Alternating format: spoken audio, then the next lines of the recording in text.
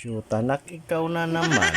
Itong strawberry na to ay binili ko nga sa Baguio. Natatakam na daw siya kaya nilantakan niya. O ito. O kita mo, pasado daw. Hindi napapahiya si Upaw. May konti yung pagka-asim, pero matamis.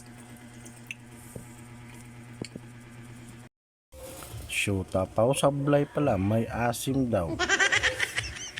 Sabi ko nga, nak, huwag ganon. May natikman ako maasim kanina dito. Buti na lang, Pau, may kanina pa. Kung wala, maasim talaga. Shoot, anak, mukhang nawalan ka na ng gana. Kita nyo, pinaglalaroan na niya. Kainin mo na, baka kainin pa ng iba.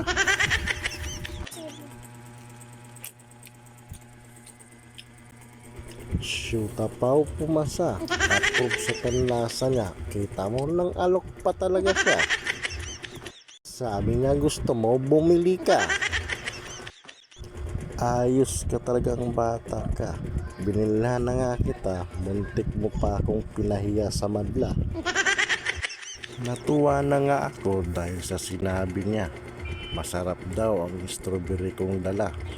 Shoot, anak, ba't ganon? May kindat pang kasama.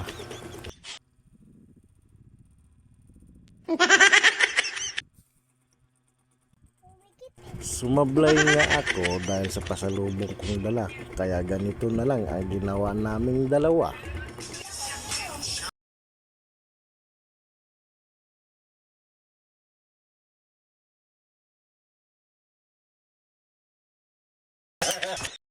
Pagkatapos nga namin sumayaw, ganito na yung eksena. Shoot, anak, mukhang maipikto yung strawberry kong dala. Strawberry lang naman ang kinain niya, pero bakit may ganito na? May sayaw na, may hugas pa ng pinggan. Usan ka pa? Shoot, anak, nalaman ko tuloy ang kahinaan mo. Strawberry lang pala, para maging ganyan ka. Susunod nga, nak, ay babalik ako ng Baguio. Shoot, anak, kumanda-handa ka kay pagbalik ko. May strawberry na naman akong dala para sa'yo.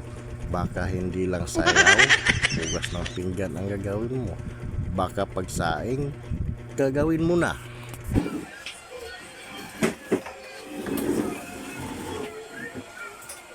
Maasahan na talaga ang anak ko, mga kaupaw.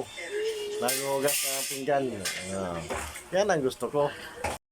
Itong kalbong ko ay sumingit pa. Shoot, Upaw, maganda na sana ang eksena. Lumabas ka pa. Kita mo, umiti na siya. Isang ngiti lang ng anak ko, panalo na. So, babay na, mga kaupaw.